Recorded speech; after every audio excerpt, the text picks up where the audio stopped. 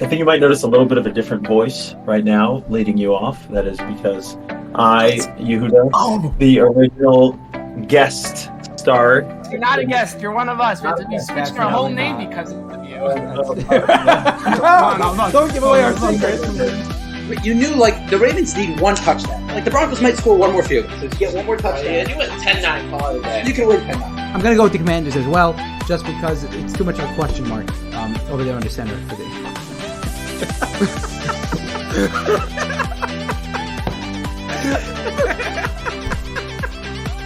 I can't believe you saw that right now. That's asinine. You're crazy. He's got You're the crazy. full package. He's No got way. the speed. I don't care. Jump ball. No way. I can't even. It's hard to even look at you right now when you say something like that. That's crazy. Okay. And guess what? In basketball, you use a basketball. In football, you use a football.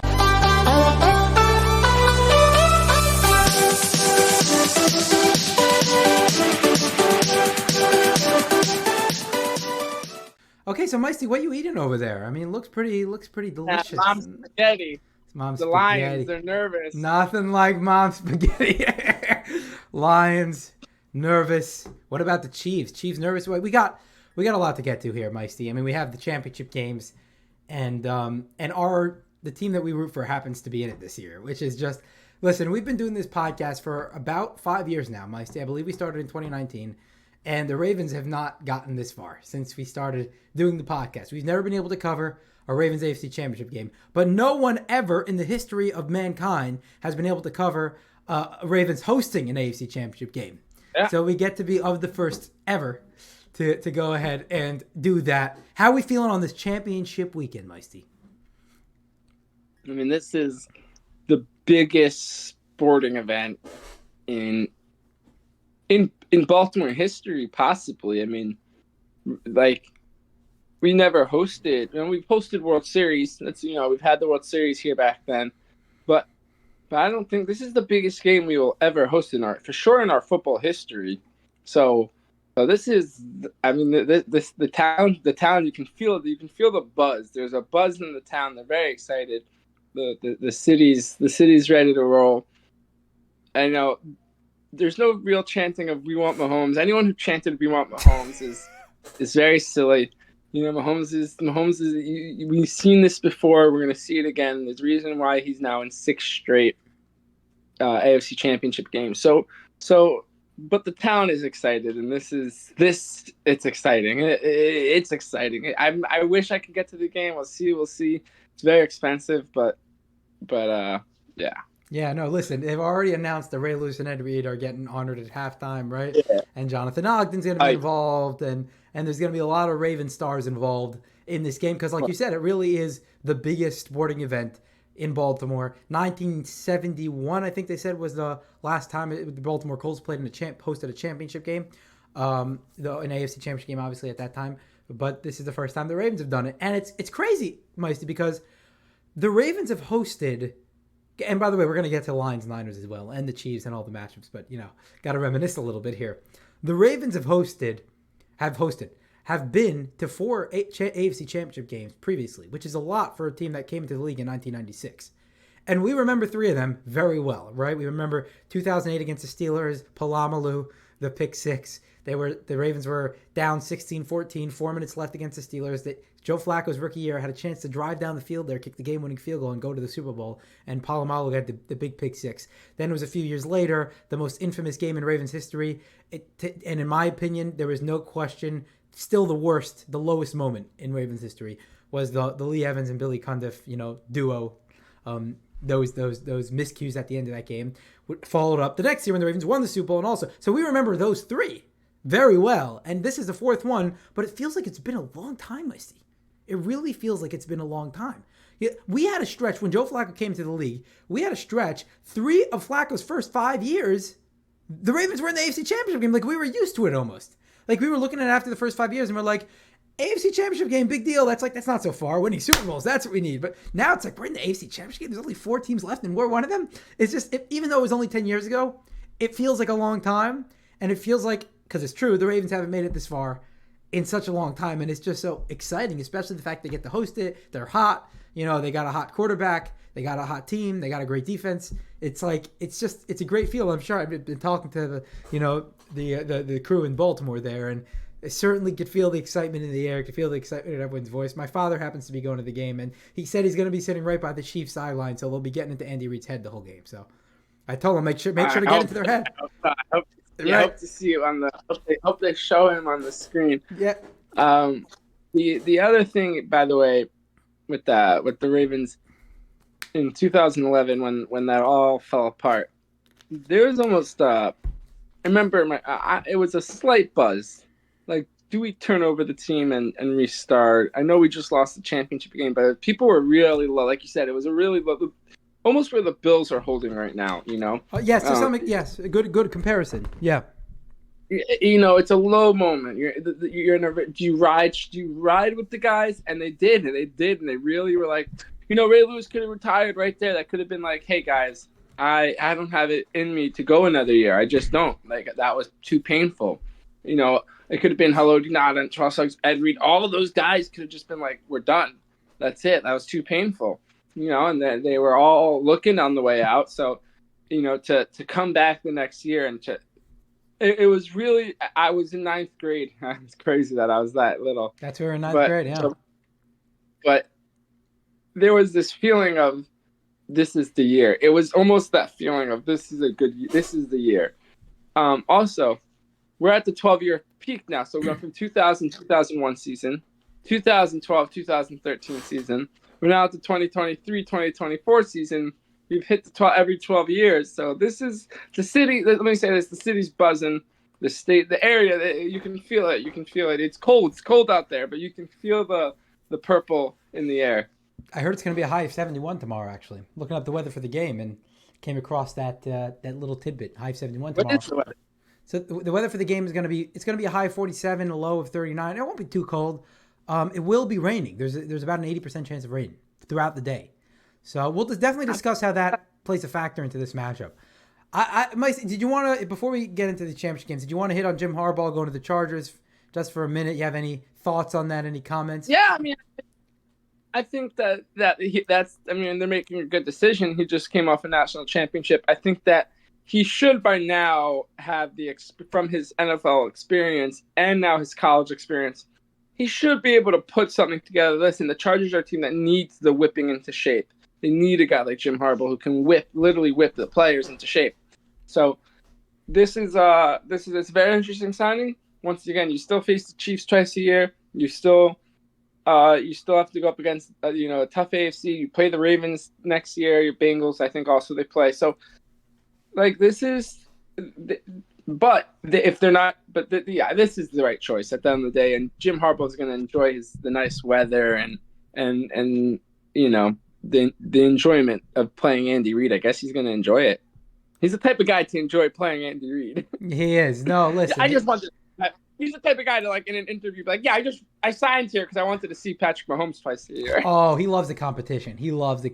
I so agree with you. And, he's just going from Northern California to Southern California because he had immense success with San Francisco, considering that was his first NFL stint. They made the NFC Championship game, and then the next year they made the Super Bowl and were very close to winning it. But, it's good they didn't. But they were very close to winning it. They were very close. They were knocking on the door, and he definitely had a lot of success. Remember, that was at a point in Alex Smith's career where people were saying, like, maybe he should retire. Like, it was really a turning point in his career, and Jim Harbaugh sort of revived Alex Smith's career. They made the NFC Championship game. Then the next year they did with Colin Kaepernick. It's not like he did these runs with great quarterbacks. It was that Alex Smith and Colin Kaepernick. They're okay, but he had incredible success with those guys. So I'm going to be very excited. Alex Smith the answer? Is that, well, if you have Jim Harbaugh, maybe it is. See, but because think about it. He went to the Chiefs and he unlocked Patrick Mahomes. Oh, that's what you're saying. Maybe put Alex Smith in front of Justin Herbert for a minute, and then but a little Carson Wentzty. A little Carson Wentzty, yeah. Carson Wentzty. It's a verb now, Carson Wentzty. Adjective, rather, I should say. But no, I think. Listen, the Chargers clearly needed a change because it's never been a lack of talent that was their problem, Meisty. Every year we head into the season saying, and I was actually at a Chargers game this year. I went to the Chargers-Ravens game in SoFi, and you could tell, like, the few Chargers fans that there are, because it's really not a strong fan base, it's like they're so frustrated because it's like there's a reason, number one, why there's not such a big fan base. Because it's like talent does nothing for us. Like we need you to like put together a string of wins here, make the playoffs, win a playoff game. Like they made the playoffs once with Herbert so far. People say they're wasting his career, and it's again, you have tons of talent on defense. You had, now granted he didn't have Mike Williams this year, but in general you've had Mike Williams and Keenan Allen and Austin Eckler, one of the best receiving backs in the league, and you haven't been able to do diddly squat with that. Like, yes, they made the playoffs one year, but other than that, nothing. So like, what, you clearly need a change. Is Jim Harbaugh the answer? Only time will tell. But all I know is that this man has had success in the past in the NFL with quarterbacks that were not nearly as talented as Justin Herbert. So, correct. So another thing real quick to add to that, again, fans, I know you say there's not a lot of fans. Listen, there's a reason why Jacksonville plays in London every year, right? Jacksonville plays in London every year because they were so bad and no one was showing up to their games. And in London, people are showing up to their games. all right. Now that they're good, every single one of their games are sold out. The Panthers, when they were with Cam Newton and had an exciting team, they were one of the wildest fans. The stadium was packed. Today, their stadium is empty. It's the same thing. The Chargers just need to be winning. They're a losing team. They don't have a winning franchise. All right, they don't have anything that rides. They're not the Bills that are just a maniac of a fan base.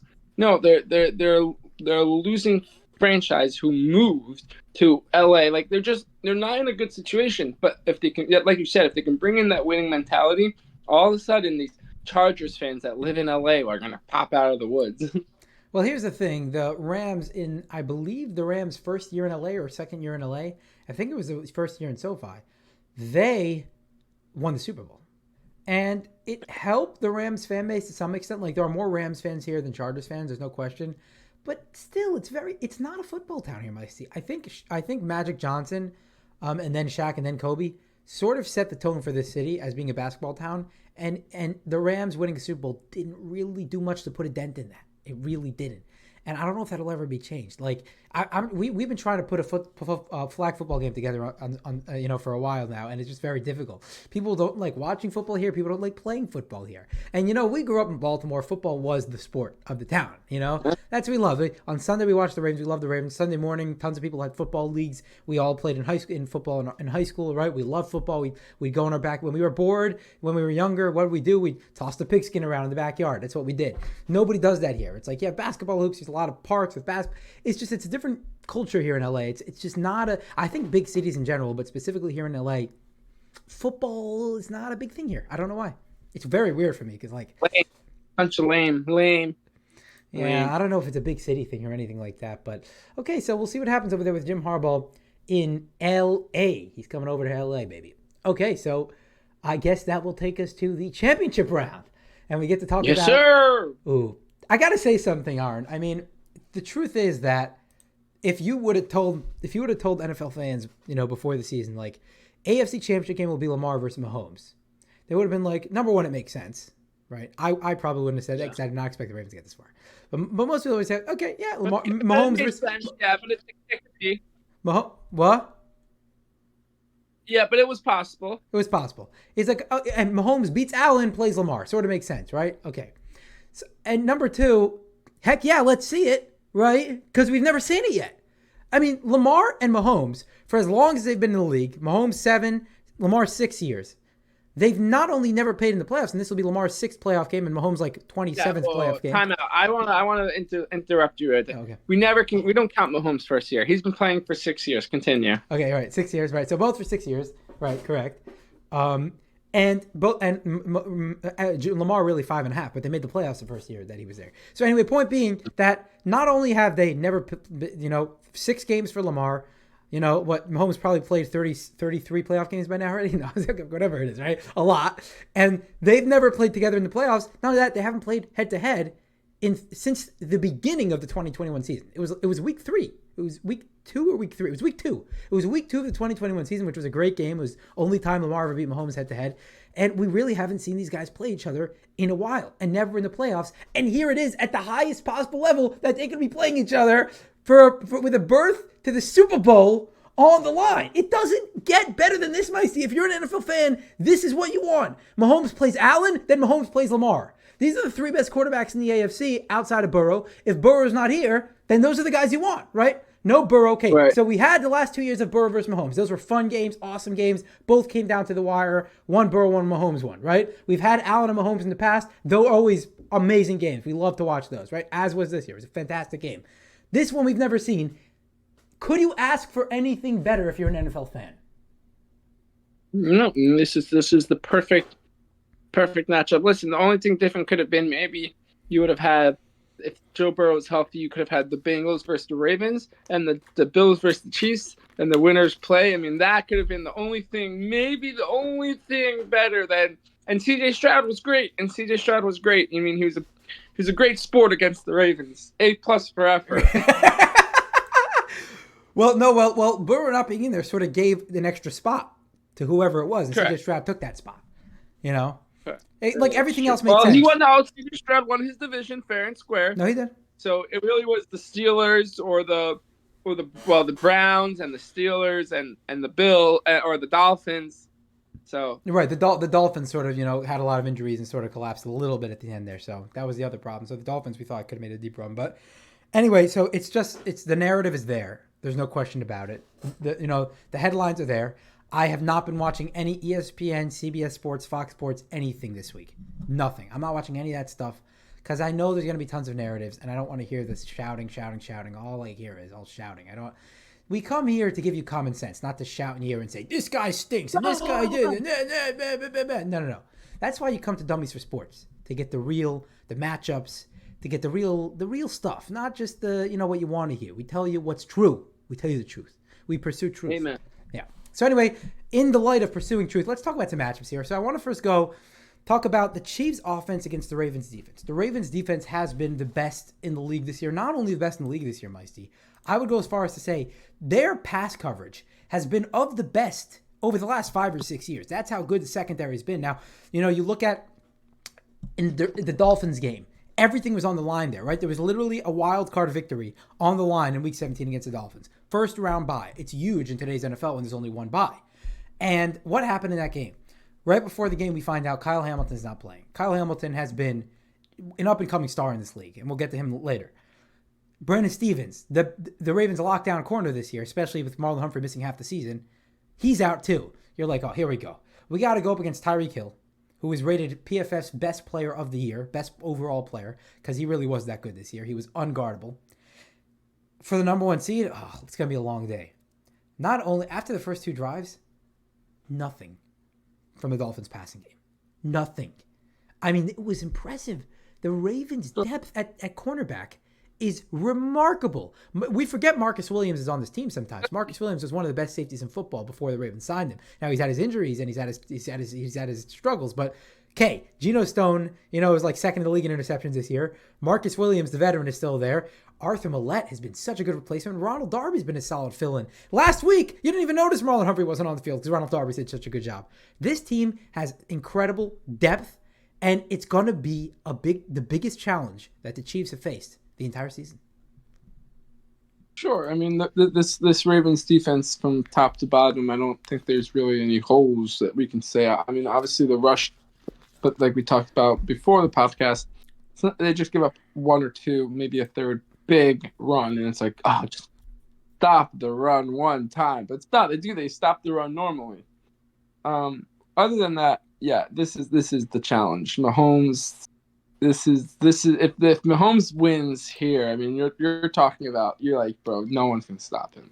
No one can stop him. Every couple of years, like the Ravens did to Brady, in 2012, like, yeah. So maybe this is the year that the Ravens sneak past the guy. But Mahomes is him. He's constantly going to be in this game. Doesn't matter who his receivers are, whether he has Tyreek Hill, whether he doesn't have Tyreek Hill, whether he has Travis Kelce, whether it's Travis Kelce's done. The Chiefs will turn over this team 2 or 3 times, throughout Mahomes' career, and he will still be I was listening to a podcast, and he's like, there is a kid in elementary school, some 13-year-old kid, that in 2031 is going to be going with Mahomes to the AFC Championship game. Like, right? Like, that's where Mahomes is. So, not every year is he going to win, but almost every year he's going to be the guy coming out of the AFC. So, So it doesn't look like this is the best match. I'm so excited for this football game. But so I'll say like this also one thing. So for me, when the Ravens recovered from the mishap, I guess we can call it, of the safety and the whole thing with Lamar against the 49ers, right? When they recovered and they bounced back from just that whole shenanigans, destroyed the 49ers, went to Dolphins with all those injuries, destroyed them. It was like at that moment, I'm just like, yo, this team, if they don't win the Super Bowl, failure. Yeah. So those are the expectations right now. Those are the expectations right now, 100%. I want to. So people have been saying the Chiefs' offense is back over these last couple of weeks against the Dolphins and the Bills. So I want to address this for a second because it's important. It's especially important going into a game like this. Now, the Chiefs did play against the Dolphins and the Bills. The two next best teams in the AFC behind the Ravens are the Chiefs. We'll definitely agree on that. However, the problem with that is that the Dolphins literally were missing all their pass rushers, and the Bills literally had no linebackers. Okay? And to prove they had no linebackers, I mean, you already know Matt Milano was injured and two other starters were injured. But A.J. Klein was covering Travis Kelce one-on-one last week. A.J. Klein has been in the league for over 10 years. He's had his PFF grade's been in the 40s almost every year. This guy's a backup, career backup. He's going one-on-one with Travis Kelce. And everyone's like, well, Travis Kelce had his biggest game of the season last week. Well, he should have. He went up against A.J. Klein. A.J. Klein's a scrub. They literally had to pick up guys off the street for this game. So I'm not saying that Mahomes can't do special things and that he doesn't take it up a notch in the playoffs. Clearly he does for whatever reason. I can't explain it. It clearly does happen. But all I'm saying is that let's slow down on the Chiefs' offense's back. They still have limited pass catchers, right?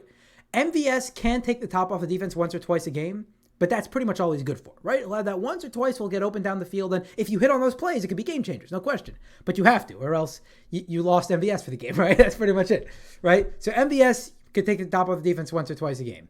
Rashee Rice has been coming on of late. So I honestly think that, you have Kyle Hamilton now going up against Travis Kelce. This is going to be a big test for Kelce because Kelce has struggled this year, Meisty, in ways that he hasn't in a very long time.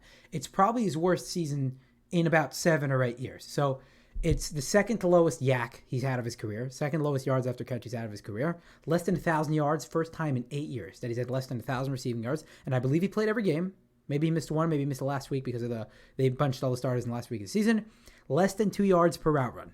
So those are not good numbers for Travis Kelce. He's clearly taken a step back this year. People make a big deal about the drops. It's actually right in his wheelhouse, about 6 drops this year. It's not such a big deal. But he lines up in the slot 50% of the time this year, about 50% of the time.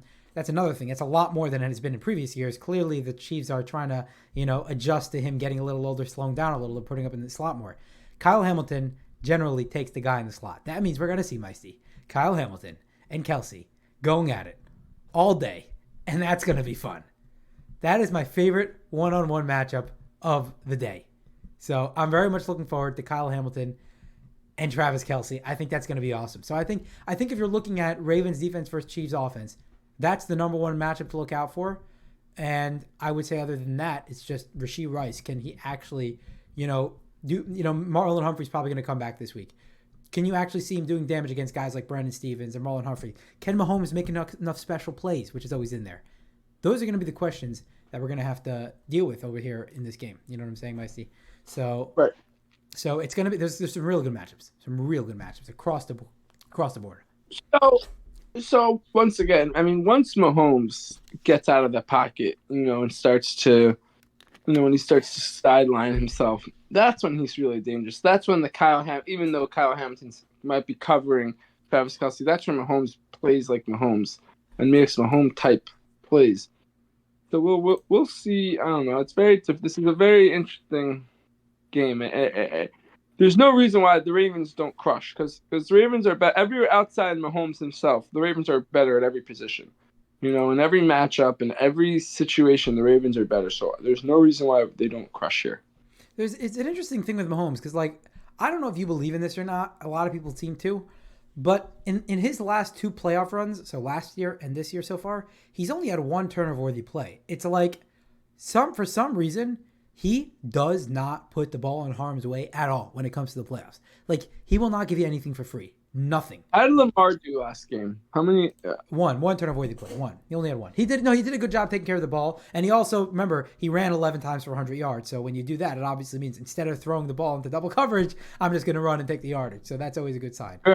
But so see, that's what I'm saying. Like that's something that Lamar kind of stepped up his game. And Mahomes has been doing that. Where this is the playoffs. You can't just, I'm going to try to throw it in there and hope it gets through the double team. No. This is where you make smart decisions, run the ball when you have to run the ball. You're a winner go home situation. Like what are you, if you're not giving it your all and you're not playing at your top, what are you doing? So Mahomes, right. The thing is though, all it really takes is one interception or two, from Mahomes, and the Ravens feast on that. And that's a point. The Ravens should be able to stop the Chiefs enough times for that offense, who should be able to drive the field with ease. That's what I'm saying. Like, there's no reason why in the fourth quarter Mahomes is within 14 points.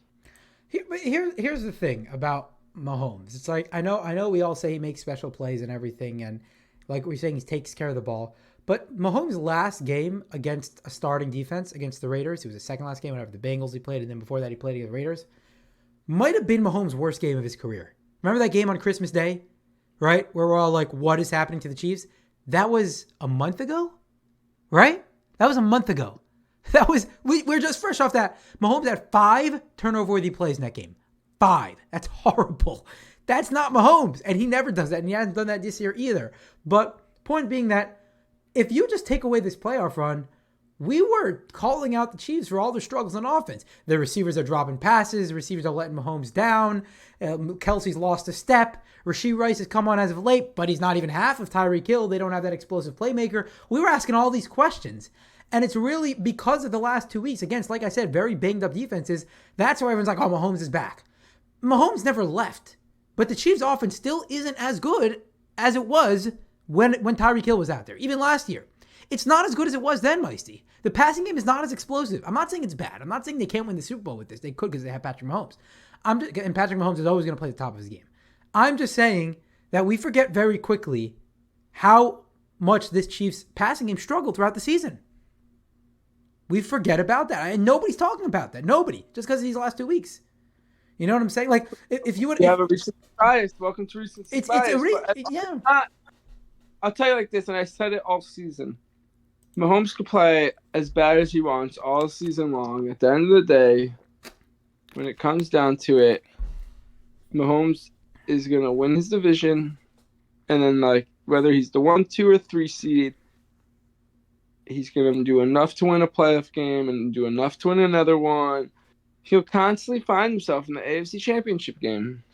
Yeah, but it's not Mahomes I'm concerned about. I'm never concerned about Mahomes, right? I think Mahomes has been playing well all year. Like, I think he's been a top 5 quarterback in the league the entire year, as I think Josh Allen was. And I think just because their teams didn't play as well, they got the blame for it. I think the passing game is not which pass catchers what wide receivers do you have here outside of Rashee Rice? Kadarius Toney? I mean, who are you scared of there, Meisty? Who are you scared of there? Like, I just don't see. I don't see what the big. All of a sudden, why people are putting so much. I think Mahomes making special plays can sort of take everything away, but Lamar can do that too. Anyway, one last point over here before he flips sides of the ball. Joe Thuney, who's one of the best guards in football, he's allowed 2 sacks this year in 19 games, and he's only allowed 35 pressures in 19 games. Again, that's counting all 17 regular season games and 2 playoff games. He's one of the best guards in football. Doesn't look like he's going to play. So the Ravens lead the league in sacks. They're top 5 team in pass rush win rate. They have done a great job up front creating pressure. And if they can create, what's the best way to beat Mahomes, Meisty? Get pressure with 4. Get pressure with 4. Right? Because you can't blitz him. He's the best at responding to the blitz. If you get pressure with 4 and you stay in your rushing lanes, you can contain him. You really can. That's what I think the Ravens do also. They think they beat him badly because they put enough sacks and they force turnovers. And Yeah, absolutely. Okay, just to flip side of the ball for a second. Fine. So you look at the Ravens offense. So obviously, Mark Andrews looks like he's going to come back this week. So that'll be Obviously, just a fantastic addition. And it doesn't even listen. They're 7-0 without Mark Andrews. It's the craziest thing. Mark Andrews went down against the Bengals, and we're all here like, "Oh man, season's over. Mark Andrews, what are you, our best receiver? What are we going to do without him?" Not only have they not lost a game since then, Moisty, they haven't lost a step. The offense has been red hot, right? But the passing game, the running game, they literally ran for over 200 yards last week against the third best rush defense in the league. Okay. And when they needed to drop back and throw it, Lamar went 16 for 22, only 6 incompletions, threw the ball very efficiently, did not throw the ball into tight windows. That was a very impressive, and they've been so impressive recently. So if you get Mark Andrews in there, Micey, the Chiefs have a great defense. They really do. And they can do similar things to what the Ravens do. They take away the middle of the field. So how big Mark Andrews will be as a threat in the middle of the field is yet to remain to be seen. But they have enough of a deep passing game with OBJ sprinkled in there. They have the screen game going really well with Zay Flowers. They have the two guys that can improvise with Lamar and Bateman and Aguilar. So, yes, the Chiefs definitely have a great defense. And it's going to be a challenge for Lamar. He's going to have to make sure to make smart decisions, like you said, because the throwing windows will be tighter this week than they were last week. Let's just get that straight. They will. The throwing windows will be tighter this week than they were last week. He's going to have to be careful, but he has to use his legs when it's time to use his legs, and use his arm when he's got good opportunities to throw into an open window. Sure. So, And like you said, I think the Chiefs have injuries. The Ravens have been healthy, and someone said, bottom line is the Super Bowl is played between the two healthiest teams in the league. Yep, absolutely, it is. And when you get to this time in the season, because the Chiefs had that extra game in the wild card game, it makes a huge difference. You know, the Ravens looks like they're going to have all their starters healthy this game, so that's a rarity to have at the AFC Championship game. Okay, so predictions. Let's do predictions. So we got the Chiefs by 3, the Ravens by 3.5. What do you think, Micey? Ravens by 12. What do you say? Ravens by? Ravens are going to win 27-17. Okay. I love it. Okay. Ravens 3.5. I'm going to go for the Ravens over 3.5 because I think again, like we said last week, Micey, either the Ravens hit the over or they lose the game. There's no two ways about it, right? They're not going to win by 3 points. It's just not going to happen. No, probably not. All right, man. Should we go to the next game? Sure. All right. So we got the Niners and we got the Lions. The Fighting Dan Campbells heading into San Francisco. Goofies. Ooh, the Goofies. You think the Lions got a chance here, Meisty? I do. I think they actually have a real chance here. I think they're one thing they're gonna have to do. First of all, Debo could be out. That's a big thing. That's huge. Yeah. You talked about it many times. The Lions have been one of the best teams across the board this year, offensively for sure. Besides for 4 games or whatever it is, 3-4 games. The thing that the Lions really need to do is stop Christian McCaffrey. Make Brock Purdy make throws. Now, if Debo's there, you have a whole different game. But if there's no Debo, then you really just have to focus on Christian McCaffrey and make Brock Purdy beat you with deep balls and just not allow them. Now, it's easier said than done, but that's the game plan I had to go with here. I think the Lions and the offense just has to kind of do their thing and get up and down the field. Do they have a shot? Yeah, because they're here, and they've played really well this year. The Niners seem to have taken a little bit of a step back, but I think also, that last week's game was a little interesting, and then they were also coming off of the rust. It'd be tough for the Lions to win, but can they? Yes. Yeah, well, I think last week's game also the rain played a huge factor in last week's game. Like, it's hard to know how much Purdy's regression was a result just simply of bad weather or as like playoff Purdy, quote unquote. Because if you look at Purdy's numbers throughout the year, he's still been playing really well. He has the 4th best adjusted completion percentage in the league, top 10 in big time throws, 9.6 yards per attempt. That's the highest mark in the league by far. It's not even close. And he also runs the ball very efficiently. He's a very underrated runner.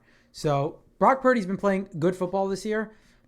And you might think more into this than I do, but is there something to you haven't been having a good game, but you made the throws when it counted? Last drive of the game, gotta have it. Divisional round, 2-minute drill. Can you run this and bring your team to victory?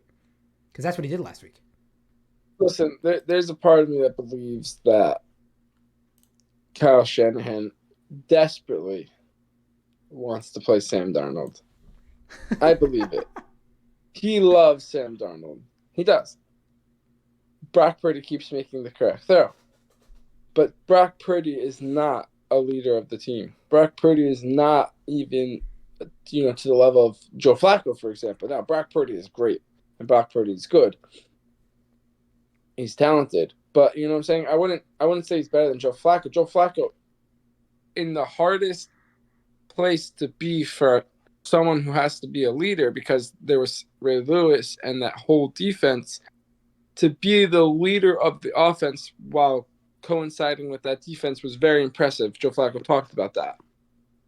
In this situation, Brock Purdy will never be the guy, the leader. There's always Christian McCaffrey or the Deebo Samuel or this receiver, that, or whoever they're going to put there.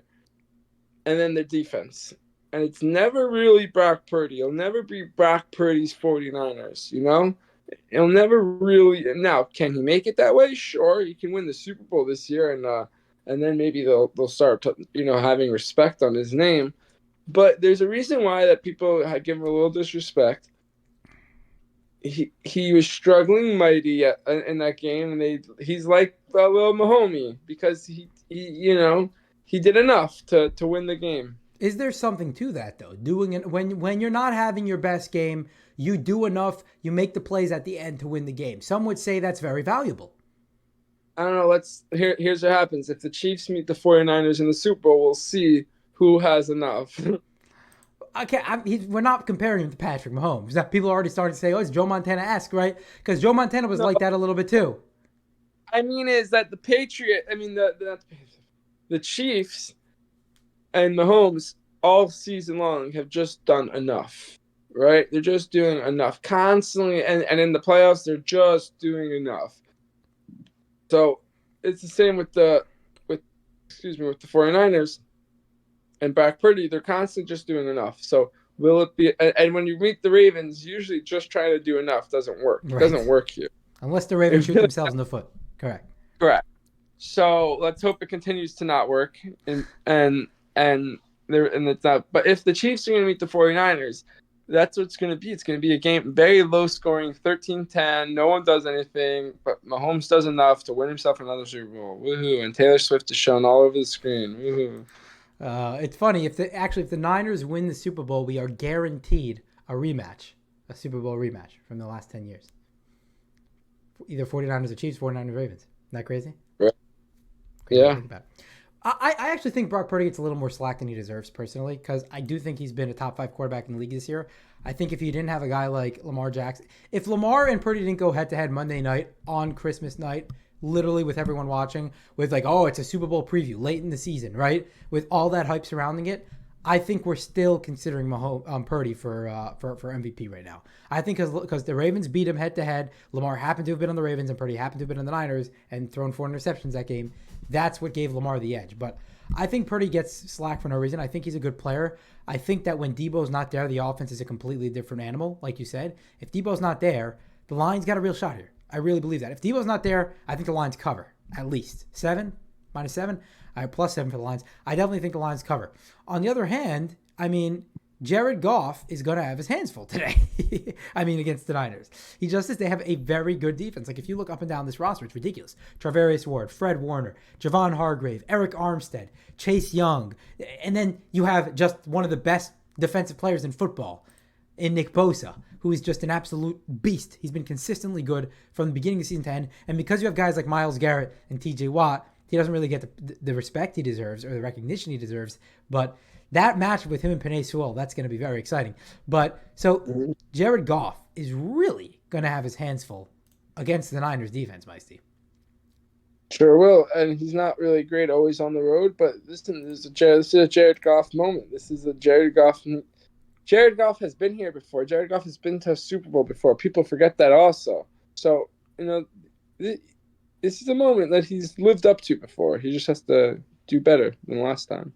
Yeah, I think it really comes down to Jared Goff getting in his groove. We've talked about this. When Jared Goff gets into a rhythm, quick passes, guys are getting open, the throwing windows are simple, that's when Jared Goff can really be effective. Because outside of his 4 worst games, which we discussed more, we don't have to go back into that now. But we discussed that last week. He really had 4 bad games this year, and outside of those 4 games, he's been excellent this year. It's been the best year of his career, if you ask me.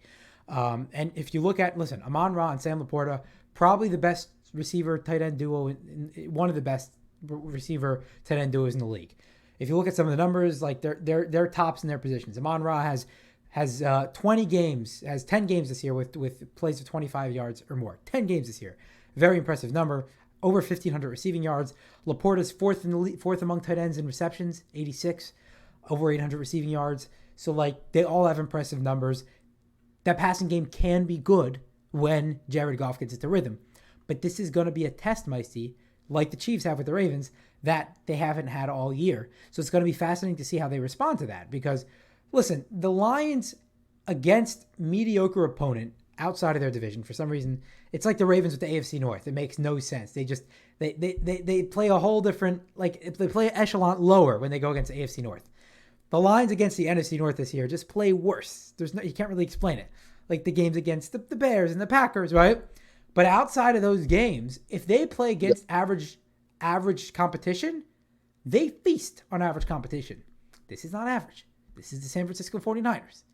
And they're going to have to play a really darn good game to win this one. They might have to get a turnover or 2.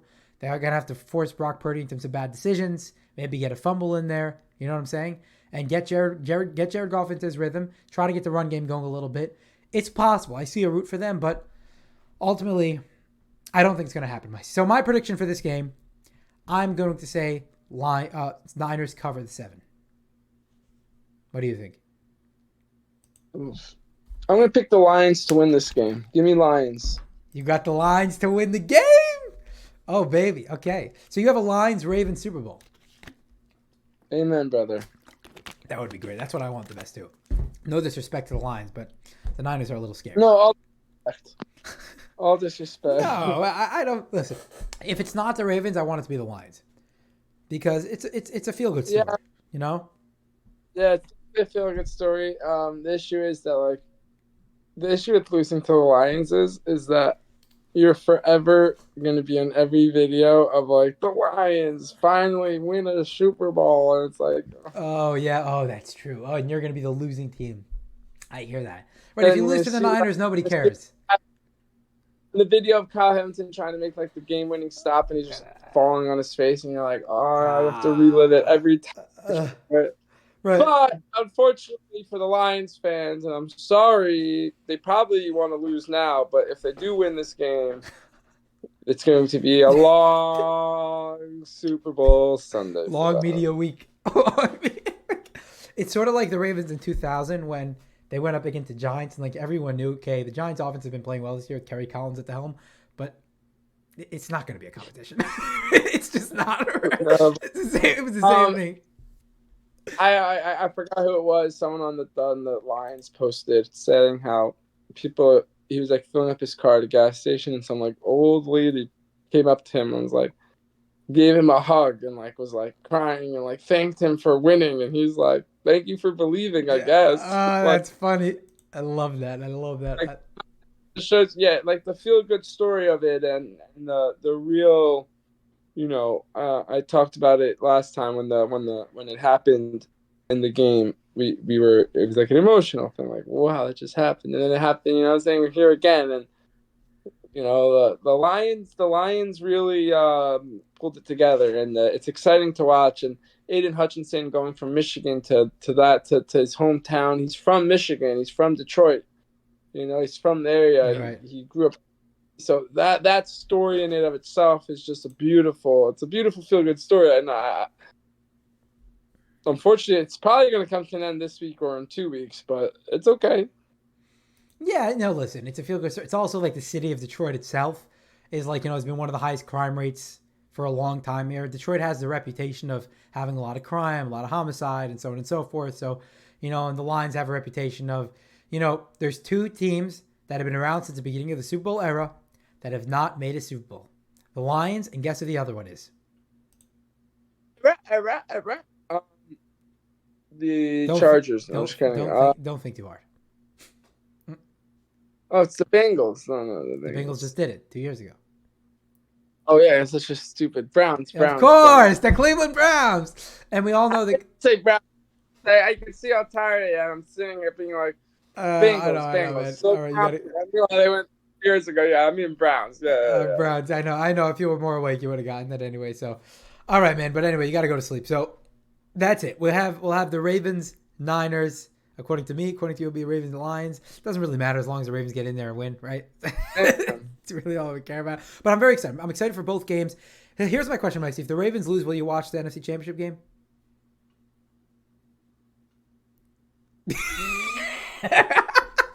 I'll tell you like this. I'll say it like this, okay?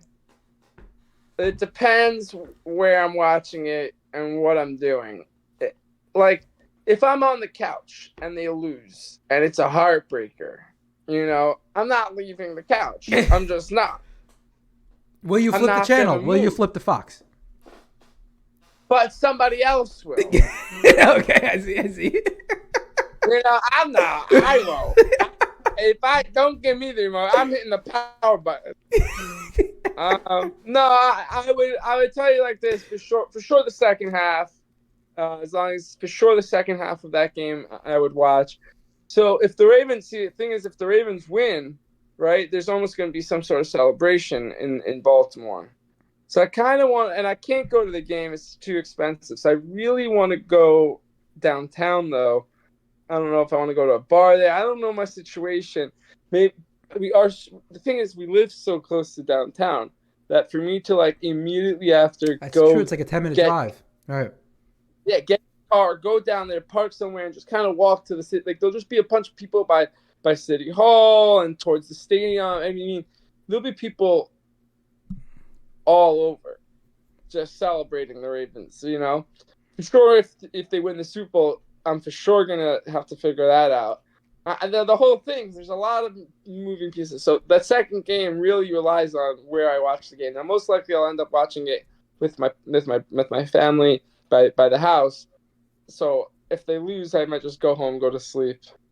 Just be like, oh, I'm going home. I'm going to sleep. So you're saying whether they win or not, you might not watch the second game either way. Because if they win, you might celebrate. No, the second half, like I could watch it on my phone. So the second half, I don't think I want to miss the second half, especially if it's a close game. I don't need to see the first half of the Lions 49ers, and like I'm not gonna go not celebrate because I want to see the first half. And if it's a blowout, I'm like, I didn't just go celebrate the Ravens making the Super Bowl. Right. We don't know. And the crazy thing about sports to me, and think about like the Orioles, for example. It's been so long. Even if you're good, the Orioles in 1980s, didn't think, well, we're never going to see this again. We just saw 4 of them or whatever. And then it didn't happen. It just doesn't happen. And you're like, oh my gosh. The Jets, they went to Super Bowl III. and they have, and they're just like, you're like, are they ever going to actually get back there? Is it ever going to happen? Yeah. No. Yeah, no, like I mentioned off the top, the Ravens went to 3 AFC Championship games in 5 years. And we're like, okay, we'll get a few more, right? We haven't been there since till now, 11 years. We haven't been there till now. Exactly. So you never know. But another time, next time the Ravens, well, we do know in 12 years, but one Super Bowl every 12 years would put you at 6 at this point, 5.5, let's say, which would be tied for the most. Just saying. Just saying. You got the Patriots and the Steelers have 6, the Niners have 5, and it's going to stay that way. After the Niners are going to have 5, the Lions will have 0, and the Chiefs will have 3, which will leave the Ravens with 3 as well. That'll be in a few weeks. We'll be saying it'll be pretty cool. And if we really count football, if we're counting Baltimore football, okay? Oh, the Colts. Baltimore Colts. We do have the most Super Bowls. Right, technically 3, right? We have 3 at this point, right? Because the Baltimore Colts. Well, the Baltimore Colts have 1. Maybe the most championships. True. Anyway, point being that, it's gonna be fun. If the Ravens make the Super Bowl, that in itself will be a celebration. You know why? Because like there's 2 weeks in between the championship game and the Super Bowl, so just making the Super Bowls itself, it's a big deal. It's a big deal. Then you get to be in media week. Everyone gets to go to Vegas. It's like it's especially this year with Vegas. It's like who's going to Vegas? It's like a good shtick, add into the NFL. Big Hawk. Big Hawk, Big Hawk. All right, man. So I guess we'll stop it there, and we'll let you all go. So championship weekend is coming up. This is it. Who is going to Vegas? Vegas? The Ravens. Let's go win a football game. Okay, let's do it, baby. Listen, I'm going to enjoy very much. As a football fan, this is exactly what I want, and I'm a football fan and a Ravens fan, but I'm also a football fan. So I want to see a great matchup. I want the Ravens to win. I want the Ravens to win badly, but I wouldn't mind seeing a great game just from a football perspective. It'd be awesome. So we'll see what happens, man. But the Ravens win. A great football game with the Ravens coming out on top. No, I wouldn't mind if it was a horrible game and the Chiefs just don't come to play. I wouldn't mind that. Oh. But what? That's also great. That's also good, right? No, but it's a great matchup, and I'm very much looking forward to watching the game. And so we'll let you go. We'll remember to subscribe, Spotify, YouTube. Click the bell. I've been reminding people. I need to put that little bell thing on the bottom. They have a lot of the channels have subscribe and then click. So anyway, but you know how to do it. You don't even need to see it. You click the bell. You get alerts for podcasts like this. Right away when we release a podcast, you'll be the first one to be alerted at it. So with that being said, we're out. We're out.